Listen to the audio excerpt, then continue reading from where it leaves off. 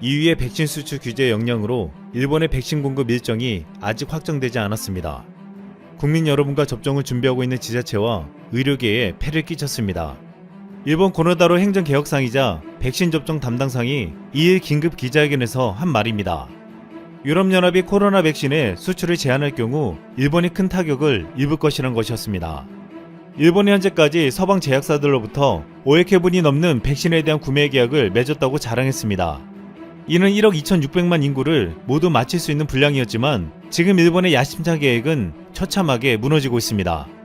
이 때문에 일본의 백신을 책임지는 고노다로가 긴급하게 기자회견을 한 것을 두고 새로운 고노다마라는 말까지 나왔습니다. 일본이 이렇게 된 데는 미국 화이자가 당초 합의와 달리 백신 공급 기간을 6월에서 12월로 늦춘 것이 가장 컸습니다. 로이터 통신에 따르면 고노다로 일본 행정개혁 담당상은 2일 기자들과 만나 처음 접종하는 화이자 백신은 유럽과 미국의 제조 공장이 있고 유럽에서 생산되는 백신은 이외의 수출 투명성 메커니즘 대상이 된다. 그래서 현 시점에 백신 공급 일정이 확정되지 않았다라고 말했다고 했습니다. EU 집행위원회는 지난달 29일 제약사들이 EU 내에서 생산한 코로나19 백신을 외부로 수출할 때 회원국의 승인을 받도록 하는 수출 승인제를 시행한다고 밝혔습니다. 유럽에선 지난달 22일 아스트라제네카가 1분기 유럽 공급 물량을 당초 계약 규모의 절반 수준으로 줄이겠다고 통보하자 난리가 났습니다. 이후 자신들도 공급을 받을 수 없으니 번역과 수출 제한 조치 목소리가 본격적으로 나오게 된 것입니다. 또한 화이자가 생산시설 확충 공사 등으로 공급 지연을 예고했고 유럽은 지금 백신 수급에 사활을 걸고 있습니다. 이 때문에 일본은 백신 공급을 약속한 시점에 받기는 사실상 어려워지고 있습니다. 유럽에서는 백신 공급이 안되자 서로 싸우는 일까지 벌어졌습니다. 이유는 영국 제약사 아스트라제네카가 유럽 공급용 백신 물량을 줄이겠다고 통보하자 보복 조치로 영국에 대한 EU산 백신 수출 금지령 카드까지 꺼내들었습니다. 그러나 WHO 등 국제사회가 이를 백신 국수주의라고 비판하자 방침을 철회했지만 갈등의 불씨는 여전히 남아있습니다. 이탈리아도 화이자에 이어 아스트라제네카 공급이 지연되자 법적 대응을 경고하며 거세게 반발했습니다. 일본 고노다로는 이러한 상황을 보고 백신에 대한 국수주의가 강화되면 보복과 세계적인 공급 중단으로 이어질 수 있다고 한탄했습니다. 로이터 통신은 일본의 해외 의존도가 높은 데다 국내 임상시험 필요성이 제기되면서 대부분의 주요국보다 늦게 백신 접종을 시작하게 됐다고 전했습니다. 하지만 한국은 코백스 퍼실리티를 통해 화이자 백신을 가장 먼저 들여오고 국내에서 생산하는 아스트라제네카와 노바백스를 안정적으로 공급받게 될 예정입니다. 아스트라제네카는 인도 생산 시설 화재로 유럽 27개국 8천만 회분의 공급량이 60% 줄 것으로 예측되었지만 다행히도 한국은 국내 SK 바이오사이언스가 생산하기 때문에 일정이 차질 없이 공급할 수 있습니다. 또한 가장 안정적이라고 인정받는 노바백스는 아예 한국에서 기술을 이전받아 2천만 명분을 생산할 계획도 세우고 있습니다. 지난해 11월 한 언론의 헤드라인이었던 일본 3.3억 병대 한국 제로 코로나 확보 전쟁 완패라는 말은 불과 2달이 지나지 않아 완전하게 역전되었습니다. 일본은 백신 접종 계획에 차질을 빚으면서 도쿄올림픽도 무관중으로 치르는 것을 검토하고 있습니다. 현재 백신 접종이 가장 빠르게 이루어지고 있는 미국과 이스라엘에서는 신규 감염이 대폭 감소하고 있습니다. 영국 BBC는 이를 이스라엘에서 백신 접종이 시작된 이후 60세 이상 고령층 인구와 접종을 가장 일찍 한 지역들에서 코로나19 신규 감염이 대폭 감소했다고 보도했습니다. 가장 먼저 접종을 받은 인구부터 신규 감염이 줄어들고 있다는 의미로 이스라엘의 국가봉쇄 조치와 별개로 백신이 효과가 있다는 것을 시사한다고 BBC는 전했습니다. 이스라엘은 세계에서 인구 대비 백신 접종률이 가장 높아 2차 접종률이 30%에 육박하고 있습니다. 그럼에도 부작용 발생 비율이 0.3% 미만으로 낮게 나타났습니다. 또한 파이낸셜 타임스는 미국도 지난해 12월 코로나19 백신 접종을 시작한 이래 신규 확진자가 감소세로 돌아섰다고 보도했습니다. 지난달 20일 기준 버지니아, 메인, 사우스캐롤라이나, 뉴햄프셔 4개 주를 뺀 미국 전 지역에서 주간 평균 확진자 수는 전주 대비 줄어들었습니다. 미국 질병통제예방센터는 코로나 확산세가 연말연시 연휴를 지난 뒤 정점을 찍었다고 보고 있습니다. 이같이 백신 접종이 효력을 드러내면서 유럽에서도 하루빨리 접종수를 늘리기 위해 안간힘을 쓰고 있고 백신 접종으로 안전한 도쿄올림픽을 꿈꿨던 일본은 공급이 늦어지는 것이 현실화되자 좌절하지 않을 수 없었습니다. 일본은 방역정책에서도 백신 공급에서도 한국에게 완패했다는 말을 듣고 있습니다. 그런데 지난 2일 한 하버드 교수의 한 논문이 국내에서 큰 파문을 일으켰습니다.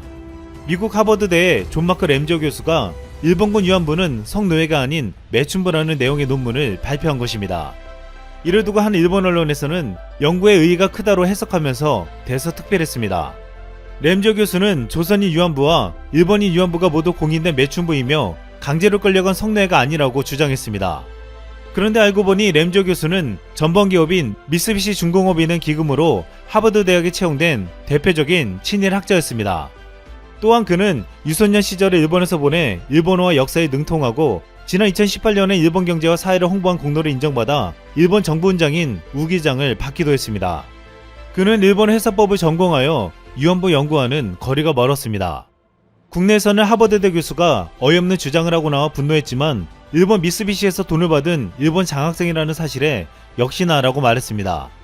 이렇게 국제적인 로비를 통해 잘못된 역사를 알리고 과거를 부정하는 일본은 최근 우리 국방부가 발간한 국방백서에 대해서 비판했습니다.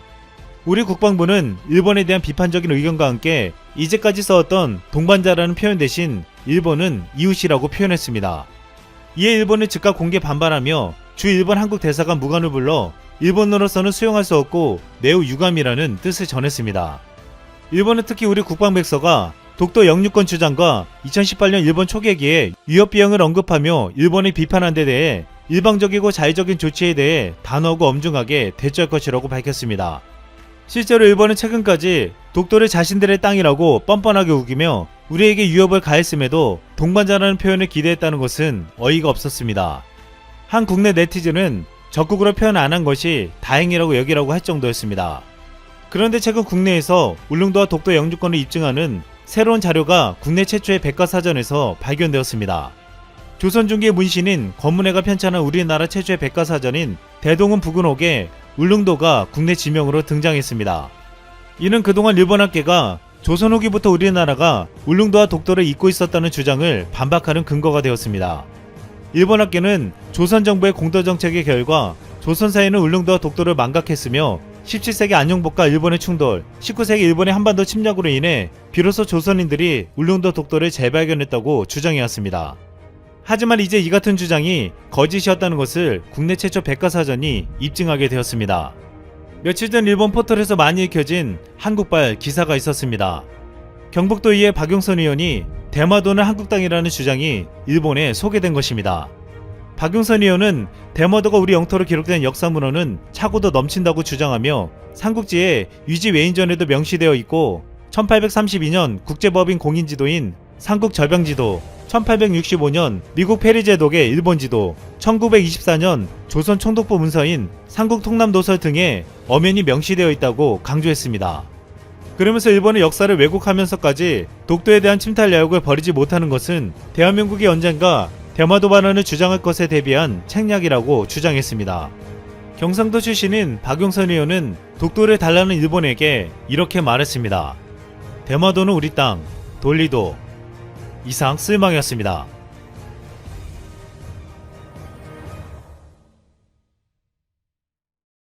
일본이 한국을 향해서 도움의 손길을 요청하고 있습니다. 일본 정부는 한국 선수단이 도쿄올림픽에 안전하게 참가할 수 있도록 방역 대책을 확실히 세우고 있다고 공식적으로 밝혔습니다. 한국을 콕 집어서 언급한 것입니다. 현재 일본은 심각 단계인 스테이지 4를 간신히 면했습니다. 하지만 일일 환자 수가 다시 1000명대를 넘어서고 있죠. 이에 도쿄 등 수도권에서는 긴급사태 선언이 2주 연장될 전망입니다. 따라서 도쿄올림픽이 더욱 불투명해졌습니다. 동일본 대지진의 복구를 전담하는 일본 부흥청 청장은 지난 4일 한국 관계자들을 초청해 온라인 설명회를 개최했습니다. 설명회 자리에서 그는 이렇게 말했습니다. 종식의 기미가 보이지 않고 있어서 도쿄올림픽 개최에 불안의 목소리가 있다는 걸 잘 알고 있다. 하지만 방역 대책에 만전을 기할 것이다.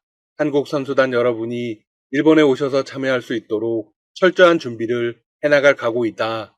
이어서 그는 이렇게 강조했습니다. 일본 정부는 국제올림픽위원회의 가오 위원장과 함께 안전하고 안심할 수 있는 대회를 실현하고 앞으로도 긴밀히 공조한다는데 인식을 같이 했다. 일본 측이 특별히 한국에게 참석해달라고 부탁한 이유가 뭘까요? 바로 3.1절 기념사에서 한 문재인 대통령의 발언을 염두에 둔 것입니다. 당시 문 대통령은 이렇게 강조했습니다. 한국은 도쿄올림픽의 성공적 개최를 위해 협력할 것이다. 네, 화해의 메시지를 보내면서 도쿄올림픽을 도와주겠다고 한 것입니다. 일본의 입장에서는 크게 환영할 수밖에 없습니다. 현재 일본 현지는 물론이고 전 세계에서 올림픽과 관련해 부정적인 목소리가 나오고 있습니다. 시모무라 일본 자민당 정조회장은 도쿄올림픽의 취소 가능성을 공식 거론하기도 했습니다. 지난 4일 시모무라 회장은 한 방송에 출연해 올림픽 개최 여부에 대해서 이렇게 답했습니다. 주요국의 선수가 대거 오지 못하면 국제올림픽위원회도 취소를 생각하지 않을 수 없다. 영국과 독일 등 주요국에서 설문조사를 실시한 결과 반대하는 여론이 절반을 훌쩍 넘었습니다. 일본은 백신을 통해서 상황을 극복하고자 했습니다. 하지만 생각처럼 쉽지 않은 상황이죠. 여론조사 기관은 일본을 포함해 미국과 영국, 독일 등 6개 국가 국민 각각 1000명씩 6,000명에게 물었습니다. 일본과 영국, 독일에서는 절반이 넘는 사람들이 도쿄올림픽을 열지 말아야 한다고 답했습니다.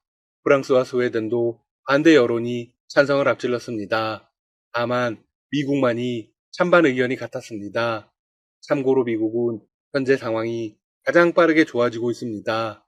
결론적으로 조사 대상 6개국 가운데 5개의 나라에서 도쿄올림픽 개최에 부정적인 의견이 더욱 많았던 것이죠. 이런 상황에서 국가적인 올림픽 보이콧 선언이 나오면 도쿄올림픽은 큰 난관에 처하게 됩니다. 만약 한 나라가 불참을 선언하면 도미노처럼 이어질 것이 분명하기 때문입니다. 선수들 중에서도 참가를 거부하는 경우가 발생할 수 있습니다. 일본 정부는 도쿄올림픽을 통해 2011년 동일본 대지진을 딛고 일어선 모습을 전 세계에 보여주고자 합니다. 그래서 이번 올림픽을 부흥올림픽이라고 이름을 붙였습니다. 따라서 바로 옆 나라 한국의 참석은 무척 중요한 상징성을 가집니다. 설명회 자리에서 부흥청장은 후쿠시마도 공식적으로 언급했습니다. 현재 일본 정부는 올림픽을 계기로 더 많은 사람이 후쿠시마를 방문하고 지역 농산물을 소비해 피해 지역 주민들에게 힘을 실어주기를 희망하고 있죠. 부흥청장은 이와 관련해서도 발언했습니다. 후쿠시마현은 농림수산물에 대해 출하 전 철저한 모니터링 검사를 해 결과를 발표한다. 만에 하나 방사성 물질이 기준치를 초과할 경우 시장에 절대 유통하지 않는 조처를 하고 있다. 최근 방사성 기준치를 초과한 식품은 거의 존재하지 않는다. 이어서 한국을 겨냥하며 이렇게 말했습니다. 안전성에 문제도 없음에도 후쿠시마에서 왔다는 이유만으로 심리적 불안감에서 소비자가 기피하는 경우도 있다. 이웃나라이자 우호국인 한국 또한 그러고 있어 매우 안타깝게 생각한다. 지금도 후쿠시마를 포함해 일본 일부 지역에서 난 농수산물을 수입 정지 및 제한 조치를 계속하고 있는 국가 지역이 있다는 것은 안타까운 일이다. 한국의 수출 규제는 편견에서 기인한 것이다. 이건 한국에게 사정을 하는 게 맞는지 의구심이 듭니다. 그런데 정말 아이러니한 사실이 있습니다. 사실 후쿠시마 수산물은 일본 국민에게도 전혀 신뢰를 주지 못하고 있습니다.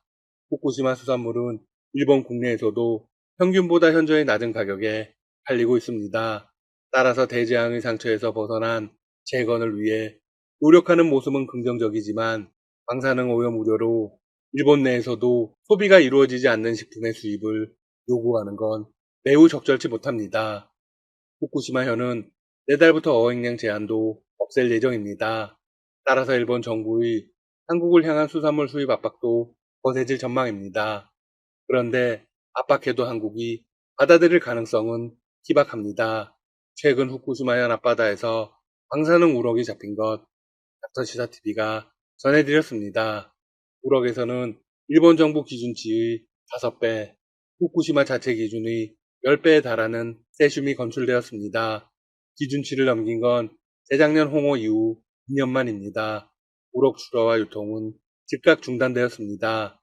일본 정부는 기준치를 초과한 방사능 우럭에 대해 명확한 이유를 내놓지 못하고 있습니다.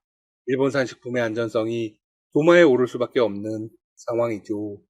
다만 확실한 건 문제의 우럭이 후쿠시마 제1원전 주변 해역을 드나들었을 가능성이 크다는 것입니다.